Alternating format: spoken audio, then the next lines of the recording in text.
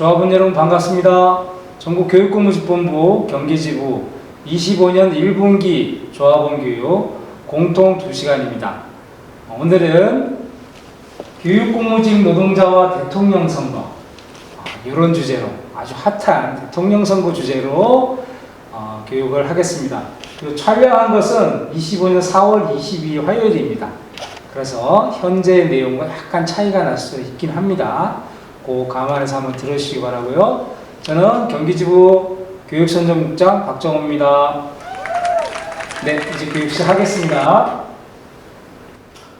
자, 대통령 선거. 아마 지금 4월달, 5월달에 이 말 굉장히 많이 들으셨죠? 예, 대선, 대통령 선거, 후보가 누가 됐대, 누가 어떻게 됐대, 너는 누구 찍을래? 이런 얘기 많이들 하고 계실 겁니다. 자, 대통령 선거하면 떠오르는 말. 네. 대통령 선거하면 떠오르는 게 무엇인지 우리 조합원들마다 다 가슴속에 하나 뭐 생각이 나실 겁니다. 이런 얘기를 쓸 수 있죠. 아유, 하루 휴일이야. 5월 말에 사전투표하고 놀러 갈까? 이렇게 생각하시는 분도 계실 수도 있겠습니다. 오늘 이 시간에는 우리가 조합원으로서 교육공무직 노동자로서 한번 이런 생각 한번 해봤으면 좋겠습니다. 내가 투표한 사람이 대통령이 된 적이 있는가? 저는 이번 투표가 9번째 투표입니다. 9번째.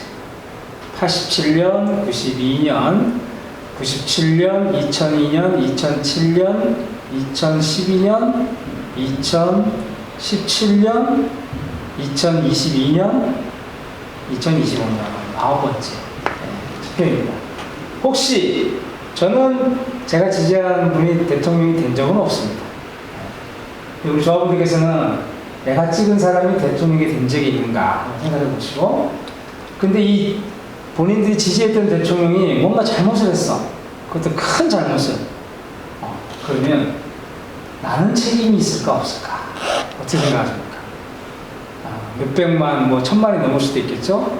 내가 찍은 대통령이 무슨 큰 잘못을 했어. 그러면 그 1000만 명 중에 한 명은 책임이 있을까 없을까? 책임이 있다면 어느 정도일까? 이런 거 한번 마지막에 얘기하시면 하겠습니다. 그래서 오늘은 어떻게 할 거냐? 저희 조합원이시고 교육공무직 노동자이기 때문에 이런 주제를 겁니다. 교육공무직 노동자라면 어찌야? 소상공인도 아니고 사장도 아니고 교장도 아닌 교육공무직 노동자라면 어찌해야 하나? 이거를 마지막으로 한번 얘기해 보겠습니다. 네, 우리 대통령 선거 이거 알아보기 위해서는 역대 대통령을 알아보면 됩니다. 노태우 1987년 노태우 대통령 당선될 때 해서 문재인, 윤석열 거쳐서 마지막으로 6월 3일에 어떤 분이 당선될지 모르겠지만 이 대통령들이 역대 어떤 정책을 폈고 노동자들한테는 어떤 걸 했는지 이런 거를 찬찬히 알아보면서 마지막 결론을 한번 다다라 보겠습니다. 첫 번째입니다. 노태우입니다. 노태우. 네, 돌아가셨죠? 87년 12월 달에 당선되고 이런 얘기를 했습니다. 노태우 정부의 국정 슬로건입니다. 보통 사람들의 위대한 시대. 선거 때, 대선 때 이게 보통 사람들 이렇게 들고 나와가지고 많은 사람들이 혹해서 넘어갔습니다. 그 얘기는 뭐냐? 보통 사람이 아닌 사람이 보통 사람들의 마음을 사로잡기 위해서 보통 사람이라는 그걸 했는데 진짜 보통 사람인 줄 알고 혹해서 넘어간 사람들이 있었습니다. 그래서 900만 표 이상으로 아마 당선됐던 거로 기억합니다. 노태우 대통령이 노동자한테 했던 여러 가지 사건 중에 대표적인 게 박창수 열사 의문사 시신 탈취입니다. 박창수 열사는 부산에 있는 대만드는 한진중공이라는 노동자 위원장이었습니다. 이 당시. 근데 1990년대에 만들어진 민주노조의 정부적 조직인 전국노동조합협의회, 줄여서 전노협에 가입한 사업장이었어요. 그래서 그 당시에 안기부정, 국가안전기획부, 지금은 국정원이죠. 여기가 한진중공업을 비롯해서 큰 공장들, 강성 노조들을 전노협으로부터 탈퇴시키려고 엄청나게 회의와 공작을 했습니다. 특히 한진중공업 박창수 여사는 강성이었어요. 전노협을 떳떳하게 얘기를 하고 했던 분인데 이분이 감옥에 들어갑니다. 그래서 몸이 아프셨나 그래가지고 안양에 있는 병원에 잠깐 나왔는데 이때 당시에 아침에 아마 안기부 직원 둘이 왔다 가는 거로 기록이 되어 있습니다. 근데 그 안양병원 거기 그 마당에 엎어져가지고 돌아가신 분이 발견이 됐습니다. 근데 7층에서 뛰어내렸다 그러는데 7층에서 뛰어내리면 우리가 어떻게 되죠? 몸이 산산조각 이게 파열돼. 근데 시신이 너무 깨끗해. 깨진 데도 피만 이렇게 흘러지고. 그래서 너무 이상하다. 그러니까 고문회에서 돌아가셨는데 이것을 감추기 위해서 옥상에서 투신한 것 같이 한 거 아니냐? 이렇게 가지고 지하에 있는 장례식장에 모시고 투쟁을 하고 있습니다.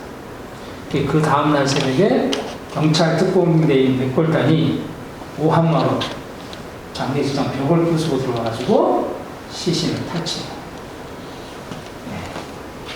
두 번째로 이런 일이 있었습니다. 노조와의 전쟁, 아니 범죄와의 전쟁. 요즘 영화로 가끔 나오죠. 범죄와의 전쟁, 조직폭력배와의 전쟁이라고 얘기를 하면서 실제로는 노동조합과의 전쟁이었습니다. 89년 1월 달인가요? 총알을 만드는 풍산금속 안강 공장에 경찰력을 대규모로 투입해서 파업을 깨부수는 그때부터 시작해서 민주노조를 하나 빼갖고 저희가 노동조합의 악법이라고 하는 제3자 대의 그때 당시에는 조합원 아니면 노동자들 간부 이외에 밖에 있는 단체에 있는 사람들 노동조합을 지원해주는 사람들이 지원해주면 불법이었습니다. 그래서 이걸 제3자 개입 금지라고 해요. 근데 자본가들은 온갖 도움 다 받죠. 변호사부터 해가지고 노동조합 파괴자, 그 다음에 경찰, 검찰 다 도와주죠. 이런 걸 계속 유지했습니다. 다음에 1,500명을 한꺼번에 해고했죠. 89년도에 학생들의 자살이 많고, 그다음에 독재교육을 거부하면서 전국교육노동조합을 만들었는데, 그래서 불법화하고 한 명의 행정공무원, 나머지 1,499명의 각각 교사들을 일시에 해고하는 만행을 저질렀습니다. 또 하나가 있습니다. 노동법 개정안을 이때 당시 이제 김대중의 평민당, 김영삼의 통민당이 그래도 노동조합에 유리한 법을 노동법 개정해서 대통령한테 보냈더니 윤석열이 잘했던 거와 똑같습니다. 거부권을 딱 행사. 나쁜 법이 계속 있고, 그 다음에 재벌로부터 독점자로부터 불법 정치자가 나왔습니다. 대표적으로 SK 있죠. 그때 성경. 그 다음에 강기훈 유서 대표주자 사건이라고. 이건 아주 폐륜적인 거였어요. 그때 노태우의 폭정에 한 분이 자결을 합니다. 근데 자결을 하는데 발견된 유서가 그 자결하는 분의 동료인 강기훈이라는 사람이 대신 써줬다. 자결할 줄 알면서도 운동을 위해서 유서를 대신 써줬다. 이렇게 역공작을 해가지고 이때 엄청나게 두들겨 막았습니다. 맞고 막 그렇게 했는데 결국은 이분은 무죄로 판명이 났습니다. 안기부가 주장했다.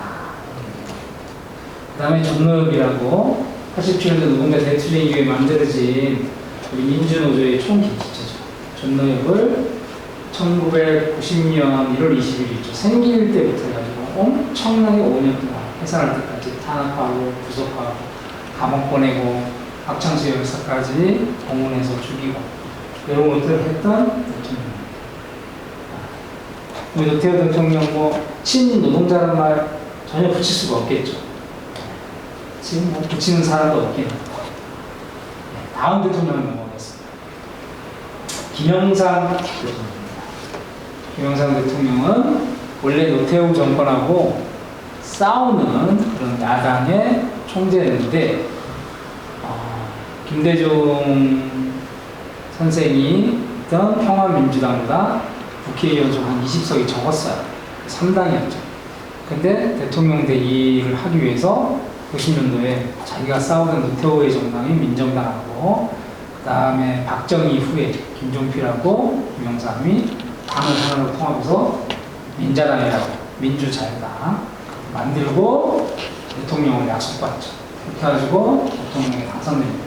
여기가 내걸었던 게 문민정부 신한국천주입니다.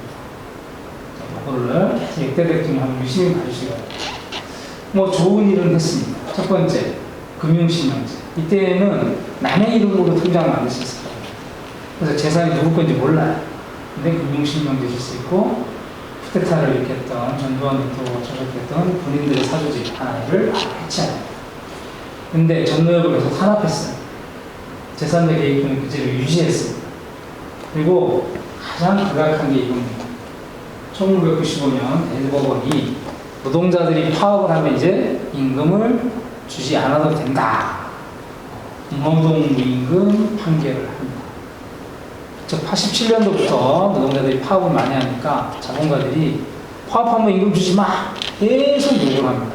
정부에도 요구하고 법원에 요구하는데 대법원이 92년도에는 파업을 해도 임금은 줘야 된다. 원래 이렇게 판결했습니다. 왜? 임금은 생활비니까. 노동의 대가가 아니고 생활비니까 생활비가 끊기면 밥을 못 먹고 병이 생길 수 있기 때문에 생활비는 파업을 해도 줘야 된다. 이렇게 유지하다가 하도 군노동 무임금 하라 그러니까 95년대에 군노동 무임금 파업하면 임금 안 된다 판결을 했습니다. 그래서 파업 시에 임금 지급이 금지됐습니다. 그래서 저희들은 지금 파업하면 임금을 못 받죠. 이때 판결 때문에 그랬습니다. 근데 이 군노동 무임금은 대부분의 법학자들이 반대했습니다. 왜? 임금은 생활비니까 줘야 된다. 파업을 해도 줘야 된다. 그래서 파업 끝나고 건강하게 복귀하기 위해서는 줘야 된다. 이거였는데 이걸 못 주게 되니까 평상시에 일할 때 임금이 통상임금을 확대했습니다. 그러니까 통상임금에 들어가는 게 막 늘어났어요. 평상시에 일할 때 받는 임금이 늘어나게 해줬다. 성수대교 삼풍백화점 문제, 김영삼 정권 가장 큰 사건 중에 하나입니다. 그 다음에 노동법 발치. 노동법이란 노동자 전체가 해당되는 거기 때문에 노동법이 노동자한테 유리하게 바뀌면 지금 2,700만 노동자가 좋은 거죠. 근데 불리하게 바뀌면 2,700만 노동자가 나빠집니다. 설사 100만 명 한 노동자한테 나빠지는 거라도 우리가 그렇잖아요. 한쪽에 있는 노동자가 나빠지면 영향을 다 받습니다. 근데 좋은 게 있으면 좋은 영향을 받죠. 우리 잘 알지 않습니까? 우리 어느 직종에서 무슨 수당이 만들어졌대. 그럼 우리는 어떻게 합니까? 거기 수당 만들어졌으니까 우리도 해달라. 이렇게 얘기합니다. 근데 그 직종이 나쁜 게 뭐가 됐어요? 그러면 교육청이 뭐라고 했어요? 자꾸 그렇게 요구하시면 그 직종같이 됩니다. 이렇게 협박을 하겠죠. 이런 것을 했습니다. 김영삼. 그래서 정리해고 요건을 완화하라고 했어요. 즉, 한 명 한 명 해고가 아니고 몇백 명, 몇천여 명을 회사의 어떤 사정에서 한꺼번에 해고하고 싶은데 요건이 까다롭습니다. 근데 이거를 쉽게 하기 위한 노동법 개정안을 냈죠. 아니, 노동시간 변경. 이때 말로는 변형시간도 넣어줬습니다. 즉, 내가 9시부터 5시까지 일하게 돼 있는데 회사의 어떤 사정에 의하면 7시부터 3시, 어느 날은 11시부터 저녁 9시, 이렇게 좀 고문줄같이 왔다 갔다 할 수 있게 해달라. 이게 자본가들의 요구였고, 이런 노동법 개정안을 넣습니다. 그 다음에 노조저임자 급여지급금이죠. 이때 당시에도 그렇고, 지금도 저희도 마찬가지입니다. 노동조 활동위에서 나오시는 분들의 일정 수는 교육청에서 임금을 줍니다. 한국 노동조합의 특성이죠. 근데 이거 못 주게 해라. 그러면 임금을 못 받으면 어떻게 되겠어요? 조합비에서 받을 수밖에 없겠죠. 아니면 정임자 수를 줄이든지. 이런 것들을 냈는데 날치기로 했습니다. 크리스마스 이후였나요? 크리스마스 이후 때 국회의원, 민자당 국회의원들은 모여가지고 날치기를 땅땅땅 해가지고 노동법 개혁 반대 총파. 한 달이 안 잡고 벌어졌는데 이때 대규모 정치 파업을 합니다. 그래서 김영삼 빼고 모든 정치 세력이 이 파업을 지지합니다. JP, 김종필도 지지했어요. 그 정도로 강력한 파업을 하게 됩니다. 이런 것들이 김영삼 대통령이 있었다. 그래서 아주 작게 이런 것도 문희식 명제를 하나겠지 이런 걸 하겠지만 대부분 노동자들한테는 아주 불리한 것들을 추진한 반노동 대통령이라고 할 수 있겠죠. 자, 다음 김대중 대통령 한번 보겠습니다. 김대중 선생, 보통 어떤 분은 그렇게 보고 어떤 분은 김대중 선생님 이렇게 부르긴 하는데 김대중 대통령이 98년부터 2002년까지 즉 대한민국이 생긴 이후에 최초로 민주당 대통령입니다. 그 이전에 민주당 대통령은 60년도에 4.19가 일어나고 1년 동안 장면 대통령이라고 민주당 그때 야당이었던 그 대통령이 잠깐 있었는데 전부 다 이승만, 박정희, 전두환, 노태우, 김영삼 다 우익 정당 거기에 대통령이었는데 야당 대통령이 최초로 나옵니다. 김대중 대통령은 국민의 정부라고 불렀습니다. 앞에 거 한번 보죠. 김영삼 대통령은 문민정부라고 불렀죠. 김대중 대통령은 국민의 정부라고 불렀습니다. 자, 파란색으로 빼놨습니다. 근데 대통령이 당선되자마자 대통령 임기 시작하기 전이죠. IMF 외환위기가 터지고 근무를 했습니다. 대표적인 게 노동자들한테 구조조정이 있었습니다. 즉 IMF 한국에 달러가 부족하니까 너희들 파산하기 직전이지 달러를 빌려줄 테니까 너희 이거 해. 즉 달러를 빌려오는 조건 속에 구조조정, 정리해고, 비정규직이 다 있었습니다. 어디가? 미국을 중심으로 한 IMF가 한국에 요구했죠. 구조조정이 뭐냐? 이건 기업의 구조조정이다. 시장의 자유화. 즉 시장, 자유 이런 거 나누면 노동자한테 불리한 거예요. 왜? 그 법적인 그 보호 받지 말고 이거 팔고 싶은 대로 팔아. 임금도 자율로 결정해. 이런 것들. 규제 완화. 즉 노동자나 환경을 보호하기 위해서 만들었던 규제를 완화해라. 그렇죠? 그 다음에 국유화가 있는 사업체장 인정화. 즉 발자배기 국유기업. 그때 뭐 방산업체라든지 뭐 한국중공업이라든지 하여튼 이렇게 알짜배기 이런 기업들을 재벌 대기업들이 가져가는 거예요. 정부 지출 축소, 즉 복지나 이런 데에서는 축소해라. 금리를 유지해라. 고금리로. 즉 금리가 높으니까 돈이 시중에 안 풀리고 은행으로 들어가겠죠. 그래서 시중에 안 풀리기 때문에 저소득층이나 소상공인들이 쫄딱쫄딱만 요거를 했습니다. IMF가 요구했다 하더라도 결국 실행한 사람은 김대중 대통령이었다. 그 다음에 우리가 잘 알고 있는 정리해고, 비정규직을 도입한 대통령입니다. 네. 그래서 제가 아는 분은 고향이 그쪽이셨어요. 형님, 그 김대중 선생님 지지하면 형 잘려. 어? 그런데도 나는 지지해야 되겠다고 찍으셨어요. 당선되고 5일 만에 정리해고 되셨어요. 네. 수많은 노동자들이 그런 경우가 있었어요. 야권으로 정권 교체해야 된다. 노동자들도 많이 찍었습니다. 돌아오는 거는 정리해고 비정규직이었습니다. 정교조는 합법화를 해줬는데 1.5건이죠. 즉 파업할 권한이 없습니다. 특별법에 의해서 해놨고 그 다음에 뭐 햇볕 정책 이런 것도 있었죠. 신자유 정책 본격적으로 도입했다 이렇게 평가를 받습니다. 즉 IMF를 계기로 하는 위기를 계기로 해서 확 도입을 한 거죠.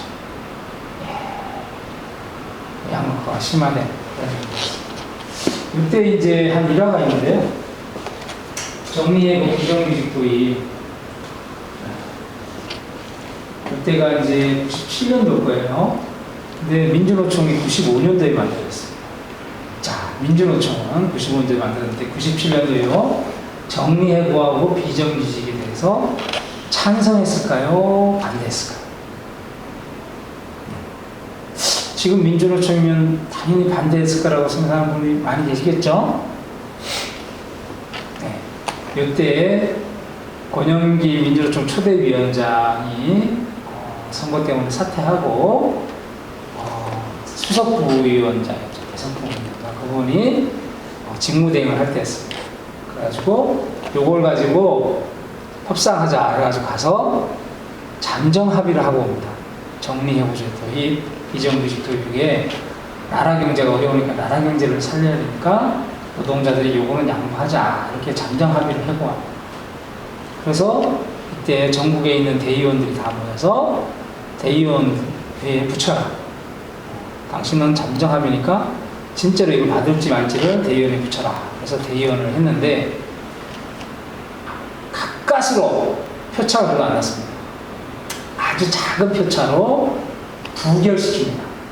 정리해고제, 비정규직은 안 돼.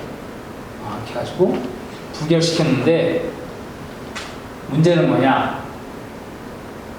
IMF가 점점 깊어지고 이렇게 하면서 민주노총이 대의원에서 반대를 했음을 들어알고 사회적 분위기라든지 투쟁 동력이 안 됐습니다. 거리에 해고자 넘쳐나온 민주노총 투쟁하기도 어려운 것도 있고 이렇게 되면서 결국은 법으로 도입이 됩니다. 이런 안타까운 역사가 있습니다. 자, 그 다음 정보는 보겠습니다. 오늘 집중적으로 다룰 정보인데요. 김대중 대통령 다음에 노무현 대통령입니다. 그때는 참여정부가 됐죠. 자, 김대중 대통령은 국민의 정부였죠. 국민의 정부. 노무현 대통령은 참여정부다. 즉, 국민이 참여하는 정부다. 이런 뜻이겠죠. 말로는 참 좋죠. 그죠? 이런 것이었습니다. 제일 핵심적인 것은 노무현 대통령 집권 5년 동안에 가장 많은 열사입니다. 노동자, 농민, 빈민 중에 이 시기 5년 동안 가장 자결하는 것이 많이 나옵니다. 왜 그러냐? IMF, 김대중 대통령 때 IMF 맞고 거리에 정리해고 비정규직으로 가정 파탄 나고 그래서 노숙자 늘어나고 신용불량자 늘어나고 그렇게 어려웠죠. 어려우니까 공장에도 직장에도 임금 깎고 그거 하기 싫으면 나가 이렇게 되면서 노동자를 지키는 거, 노동조건을 지키는 게 어려워졌어요.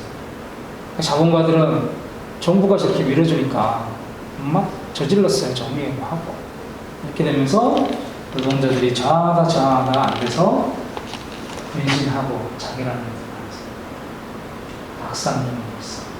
화물연대 이현주는 비정규직 김주희 한진중공 노동자를 깨는데 권리와 크레인 올라가서 항의하다가 결국 잡혀갔습니다. 이용선에서는 근로복지공단과 비정규직 이해만 박일수 이렇게 나왔어요. 농민이 있습니다. 그때가 뭐냐면 노무현 정부가 참여정부가 FTA 우루과이 라운드 이렇게 해서 농민한테 불리한 것들을 막 추진하기 때문에 자결하셨고 WTO 반대 하셨고 이렇게 했습니다. 전용철, 홍도표 열사는 이거 하기 위해서 전국의 농민들이 모여가지고 서울에서 집회를 하는데 경찰에 맞아서 나오셨습니다. 빈민의 이근지 열사도 노점선거 가격을 하시다가 노무현 당시 대통령이 했던 말 중에 가장 끔찍한 말입니다. 이거 뭐냐면 삼성, SK, 현대 이런 걸 만나는 자리에서 노무현 당시 대통령이 이렇게 얘기했습니다. 이미 권력은 시장으로 넘어가는 것 같다. 자, 대통령이 권력이 나한테 있다 이렇게 하고 시장의 곁에 대빵은 누구요? 재벌이죠. 권력은 재벌한테 넘어가는 것 같다. 그래서 대통령으로 할 수 있는 게 어렵다. 이 말을 들으면서 재벌들은 자본은 속으로 엄청 좋아했죠. 노동자, 민중들은 야 이제 피가 몰아치겠구나 이런 얘기를 생각을 했습니다. 근데 이제 타는 데다가 열린우리당 과반 획득에 좋게 52석 획득했는데 노동자들에 비해서 통과시키는 건 별로 없습니다. 양극화시키는 청년, 노년, 신업들 증가됐죠. 그래서 청년들 불만이 엄청 높았고 비정규직 확산되고 그다음에 공무원 노조가 이때 만들어졌는데 여기도 종교조 같이 쟁의권 박탈시키고 그래서 임기 말에 지지율이 5.7%까지 떨어집니다. 윤석열보다 더 낮은 지지율이었습니다. 그래서 누가 대통령이 나가는구나? 이명박가 탄생했다. 그래서 제가 알기로도 비정규직 노동자의 많은 수가 청년들의 많은 수가 이명박 지지했습니다. 누가 그렇게 만들었나요? 다음 대통령 한번 보겠습니다. 이명박 박근혜 대통령은 따로따르지 않고 한꺼번에 묶었습니다. 비슷한 정도니까 이명박 정부는 이명박 정부라 불러달라 이렇게 했고 선진 인류 국가 이게 국정 슬로건이었습니다. 선진 인류 국가를 만들겠다. 그래서 모든 사람이 인류가 되게 만들어주는 게 아니고 보겠습니다. 첫 번째 광우병 미국산 쇠고기를 수입하겠다고 이렇게 합의를 해서 촛불 시위가 엄청나게 벌어지고 있었고요. 그 다음에 4대강, 한강, 낙동강, 금강, 영산강에 운하를 만들겠다. 그래서 보호를 설치하고 그런 대통령이었습니다. 그 다음에 또 하나 있죠. 건설 자본을 살찌우기 위해서 용산철거, 상가철거를 무리하게 부딪혀서 경찰 한 명 포함 철거민에서 8명이 사망하고 있습니다. 그래서 이것도 재판에 가서 경찰의 책임이 있다. 이렇게 판결을 났습니다. 그 다음에 저희 노동자들이 잊을 수 없는 수입니다. 쌍용자동차, 정리해고 저지, 파업, 파괴. 쌍용자동차는 원래는 97년도죠. IMF 때 쌍용자동차가 대우자동차한테 인수됩니다. 대우자동차가 하다가 대우가 망하면서 중국에 있는 상하이자동차가 인수되면서 상하이자동차가 투자는 안 하고 기술만 쏙 빼가고 이렇게 하면서 이때 2008년, 9년도에 회사가 어려워지면서 회사가 2,900여 명을 정리해고해야겠다. 이렇게 딱 선포를 합니다. 여기에 당시 이제 쌍용차 지부장 한상균 동지를 주시면서 5월부터 8월까지 파업을 합니다. 그래서 총칼 탱크만 없지 경찰이 무자비하게 헬기로 등등으로 헬기에서 살포하는 그 체류해고는 엄청나게 독한 행동을 하면서 나중에 경찰 특공대를 투입해서 무자비하게 패면서 파업을 파괴했습니다. 이문만 나왔죠. 그 다음에 박근혜 정부 보겠습니다. 이명박이 그렇게 나쁜 짓을 했는데도 민주당 정부가 들어서지 않고 다시 우익 정부가 들어섭니다. 박근혜 정부. 박근혜 정부는 희망의 새 시대 이런 것을 걸었습니다. 근데 중요한 거는 노동자들한테 별로 해준 게 없어요. 비정규직 사용기간 연장했습니다. 이제 2년 쓸 수 있는 거를 4년까지 쓸 수 있다. 파견근로, 파견근로를 확대합니다. 그래서 용역을 쓸 수 있도록 점점 더 파견근로를 할 수 있는 직종을 넓혀줍니다. 그 다음에 당시 이제 민주노총 위원장의 한상규 동지가 박근혜 정부에 맞서가지고 민중철거기에서 노동자들이 서울에 와서 투쟁할 때 물대포를 직사로 쏴서 백남구인님이 사망하게 만행을 저질렀습니다. 그 다음에 종교주를 2013년도에 규약을 정부의 명령을 따르지 않는다 해가지고 종교주는 법에 거주다.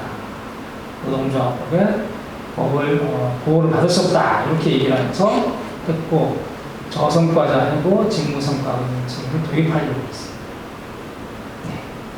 네. 아시겠지만 국정을 선출되지 않은 최순실한테 맡기고 이렇게 하면서 탄핵되고 결국 파면됐습니다. 네. 이명박 정부, 박근혜 정부 전부 다 반노동 정권이죠. 반노동, 반민중. 자, 탄핵과 파면이 되고 나서 3월달이죠. 3월달, 5월달이죠. 5월달에 이제 대통령 선거가 있게 됩니다. 2017년. 그래서 문재인 대통령이 당선됐습니다. 다음 대통령, 문재인 대통령 알아보겠습니다. 문재인 대통령은 2017년부터 2021년도까지 재임을 했습니다.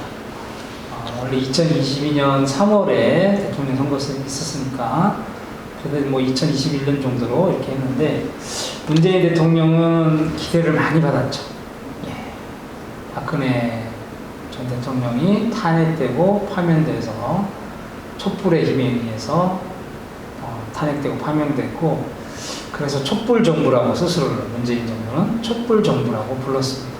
그래서 많은 개혁에 대한 기대를 받고 있었는데 어떻게 했는지 한번 알아보겠습니다. 자, 문재인 대통령, 문재인 정부의 국정 슬로건입니다. 국민의 나라, 정의로운 대한민국. 네, 파란 글씨니까 민주당 정부의 국정 슬로건이긴 한데 이게 좀 한번 비교를 해보겠습니다.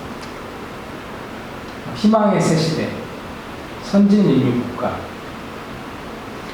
참여정부, 국민의 정부, 문민정부, 친한국 창조. 네. 굉장히 많이 비슷하죠. 국민의 나라, 정의로운 대한민국. 그래서 이 말 그대로 하게 되면 국민과 정의는 주로 국민의힘 정부에서 많이 썼던 겁니다. 근데 문재인 대통령이 이걸 썼다. 그런 문제가 있습니다. 자, 그럼 문재인 정부가 했던 거, 공공부문 비정규직 정규직화. 우리 다 지금도 한번 기억하고 있죠. 당선되자마자 임기가 시작하자마자 인천공항으로 갔죠.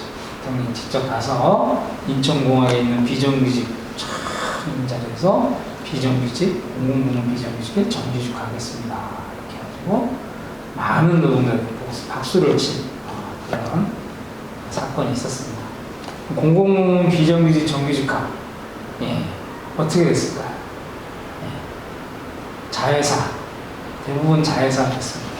용역은 없어졌으나 자회사로 됐다. 즉 원래 원청이 있는 그 회사로 한 게 아니고 자회사로 했다는 거죠. 그래서 임금도 다르고 처우도 다른 그런 자회사.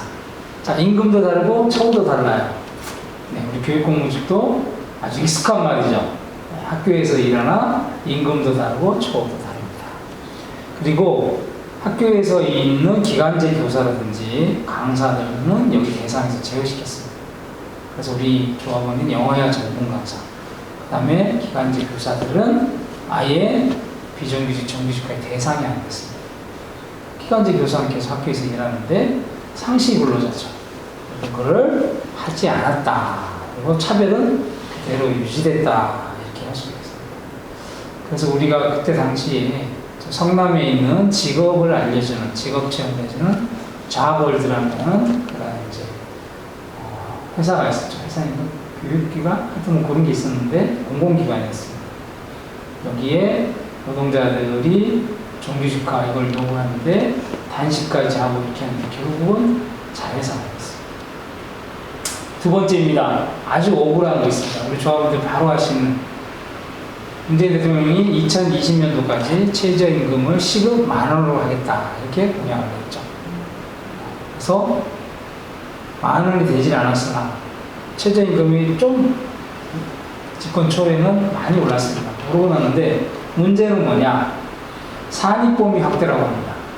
즉 그전에는 시급, 즉 기본급에 안 들어갔는데 최저임금이 인상됐는데 안 들어갔던 게 이리로 들어가는 거예요.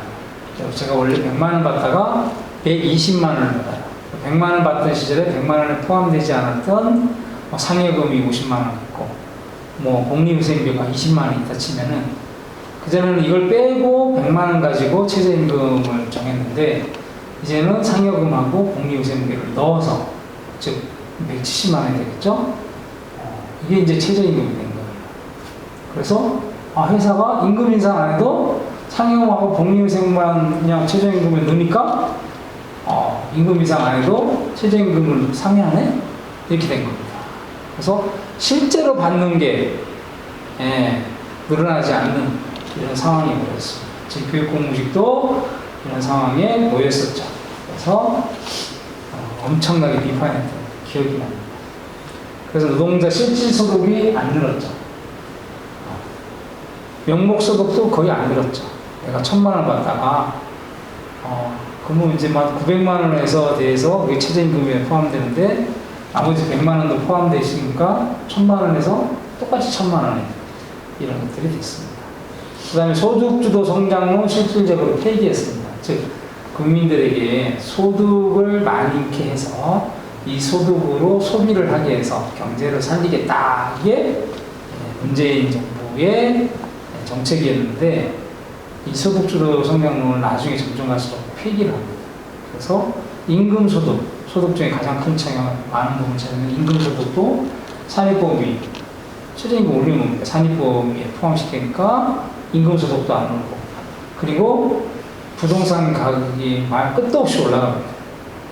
네, 그래서 안 오른다, 더 올랐다 맨날 이렇게 하다가 나중에는 결국에 부동산 가격이 올랐다는 걸 인정하게 됩니다. 그 다음에 청년 실업 일어났죠.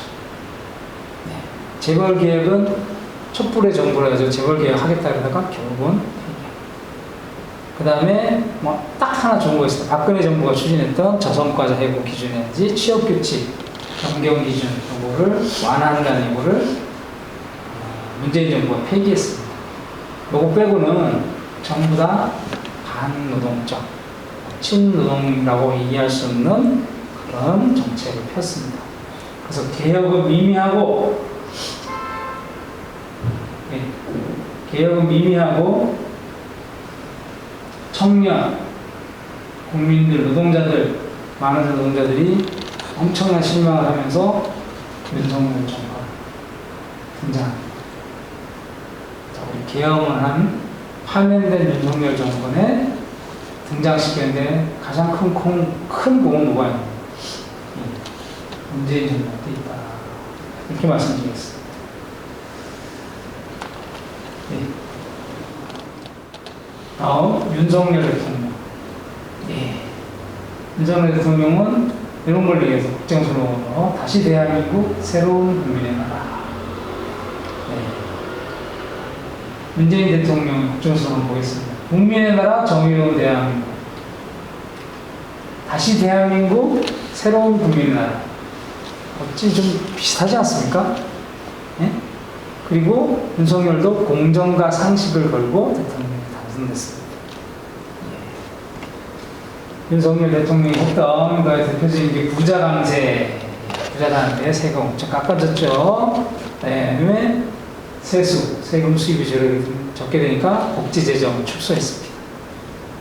그 다음에 노동자들한테 잊을 수 없는 건설노조, 건설 노동자들을 건폭이라고 했죠. 폭력배라고 그래가지고 많은 수를 구속하고, 그 다음에 건설노조와 그 다음에 전문 건설업체가 같은 단체 협약을 다 무력화시켰습니다. 그래서 높은 일당, 그 다음에 좋은 노동 조건이 있었지 않습니까? 그래서 일도 노동강도도 적당히 노동조합이 없는 건설 노동자가 너무 힘들게 일어나는데 노동조합이 가입한 노동자들은 적당한 노동강도를 일할 수 있도록 했고 일당도 깎지 못하게 했고 그 다음에 유보임금이라고 임금을 계속 밀려서 줄였습니다. 건설 현장. 이것도 이제 근절시키는 이런 것들을 건설 노조들이 했고 단체가 밀었는데 이거는 협박에 의한 거다. 공갈에 의한 거다. 이렇게 물어가지고 파기시켰습니다. 그래서 이때 당시에 문재인 정부 때까지 노동절이나 전국 노동자대회 가면은 건설 노동자가 2만 명, 3만 명씩 늘었습니다. 요즘 그렇게 못 모이죠. 두 번째로는 화물연대를 엄청나게 탄압했습니다. 화물연대는 노동운동이 어떤 걸 기여했냐면은 화물을 운송하는 거는 우리 몸으로 치면은 피를 순환을 시키는 거랑 똑같습니다. 그래서 이것을 옮기고 필요한 부분을 옮기는 건데 이분들이 문제가 뭐냐면 너무 장시간 운전하고 임금은 운임은 작고 그래서 구간별로 거리별로 운임을 딱 정해놓게 이 정도면은 이 정도 운임만 이상을 줘야 된다 이렇게 해서 운임을 깎는다든지 이런 것들을 방지하기 위해서 그렇게 했고 이게 이제 화물운송업체하고 화물연대가 그런 이제 협약을 맺었습니다. 근데 이것도 안전운송 이제 파기를 하고 파업을 깨면서 파기시켰습니다. 윤석열이. 그 다음에 세 번째가 노동조합 회계를 보고하라. 즉 노동조합, 특히 민주노조는 조합원에 의해서 선출된 회계감사나 그 다음에 조합원들이 원하면 회계를 열람하면 시켜줍니다. 그 이외에 이거를 상급단체, 우리 교육공무집본부 경기지부는 교육공무집본부에 보고하고 그 다음에 지부의 회계감사 대의원한테 이렇게 보고를 합니다. 이거 말고 정부에 보고해라, 노동부에 보고해라. 이게 윤석열이 하겠습니다.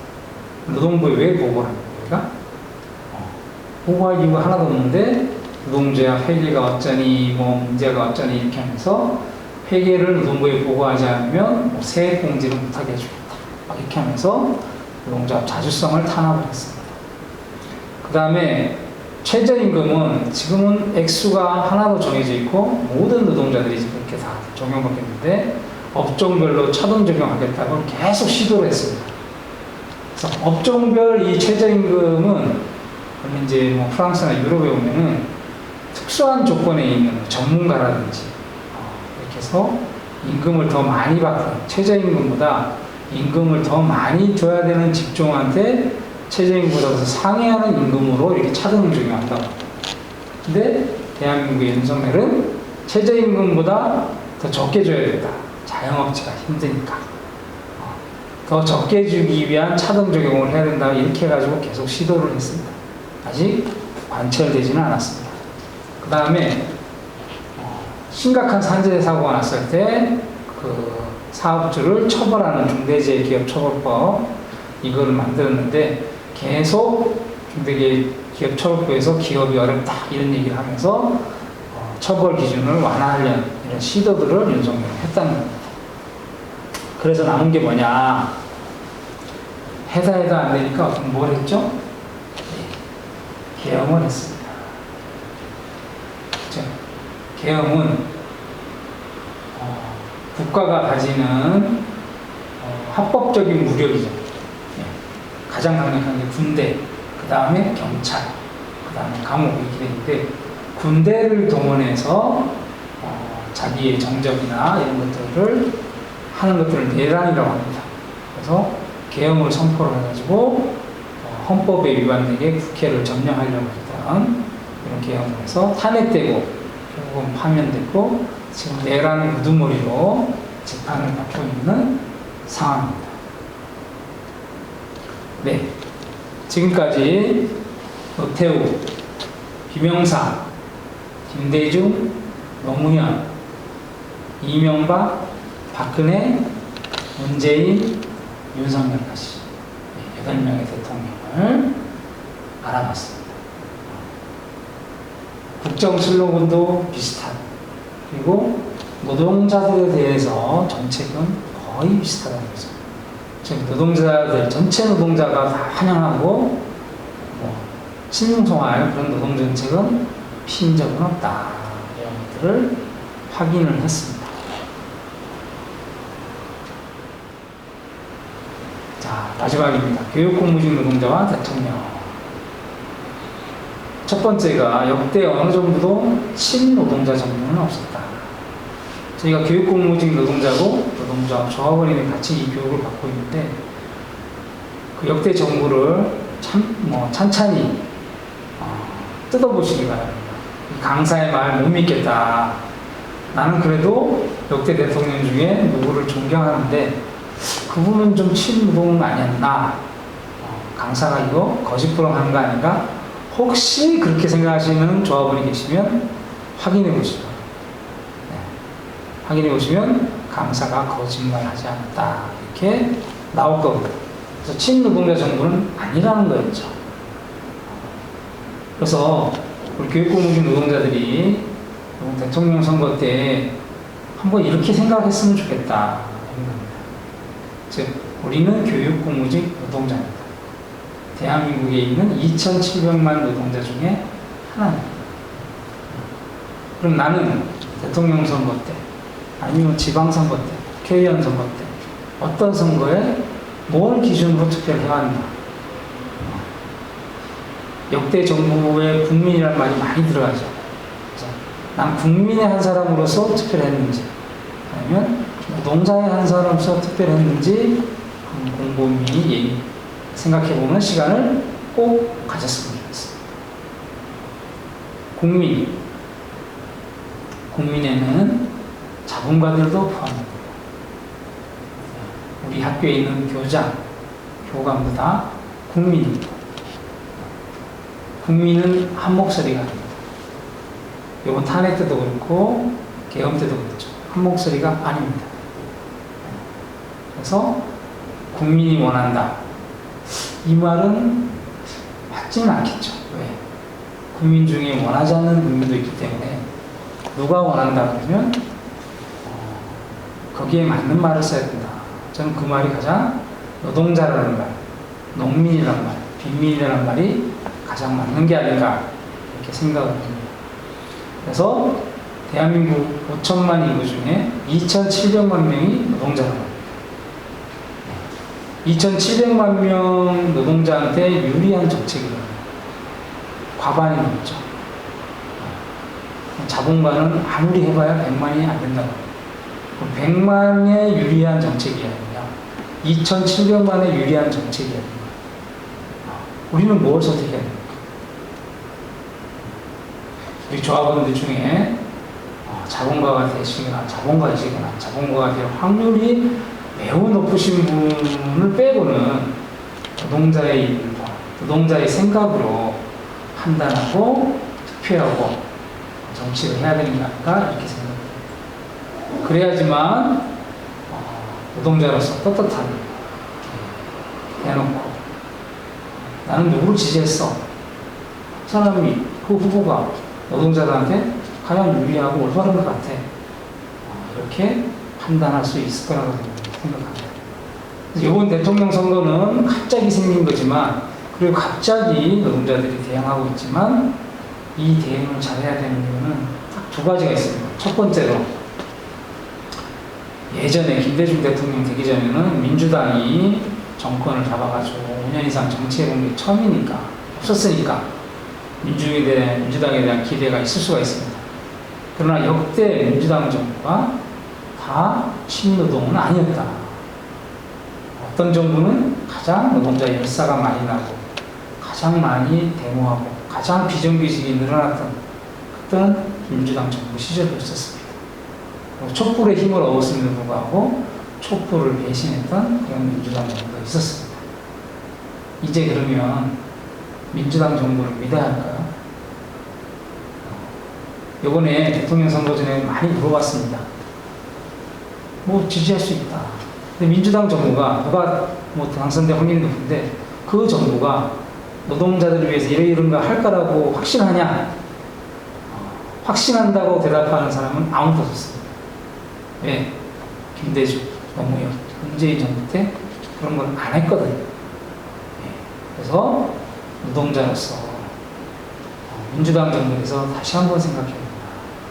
두 번째로, 저희 교육공무직은 4번의 교육감 선거를 했습니다. 그리고 원하는 아니면 지지하는 교육감을 당선시킨 경험도 있습니다. 경기도는 김상국 교육감, 이재준 교육감. 지금 임태희 교육감은 저희 교육공무직원들이 지지하지 않는 보수 교육감이었습니다. 그럼 지지했던 진보 교육감도 당선시킨 경험도 있고, 뭐 교육공무직에 조금 유리한 정책을 필 수 있도록 했던 경험도 있고, 내년 6월 달에 다시 교육감 선거가 있습니다. 교육감이, 진보 교육감이 된다 해서 노동자들한테 100% 유리한 그런 정책은 안 만들어집니다.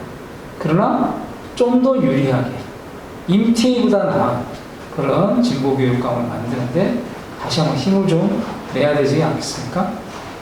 예. 우리 교육감 선거, 26년 교육감 선거에 제대로 대응하기 위해서 이번 대통령 선거부터 나는 노동자다. 나는 노동자의 생각으로, 노동자의 시각으로 대통령 선거를 하겠다. 그리고 책임지겠다. 이런 각오로 우리 조합원들께서 정치에 앞장서는 그런 한 해가 되었으면 좋겠습니다. 이상 마치겠습니다. 고맙습니다.